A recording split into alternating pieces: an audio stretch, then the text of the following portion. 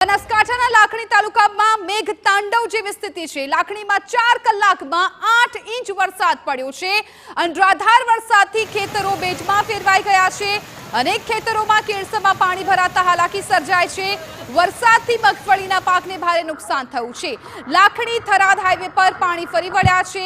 વરસાદી પાણી હાઈવે પર ભરાતા વાહન ચાલકો પરેશાન થયા છે। ખાસ તો નીચાણવાળા વિસ્તારો કે જે જળમગ્ન બની ગયા છે। જો બનાની સ્ક્રીન પર તમે આ દ્રશ્યો પણ જોઈ રહ્યા છો કે જ્યાં અનરાધાર વરસાદને કારણે આખો જે વિસ્તાર છે બેટમાં ફેરવાઈ ગયો છે। કેળસમાં પાણી ભરાઈ ગયા છે, નદી નાળા છલકાઈ ગયા છે અને આ તમામ પરિસ્થિતિ વચ્ચે લોકોને પરેશાની ન પડે તે માટે તંત્ર પણ સજ્જ બન્યું છે।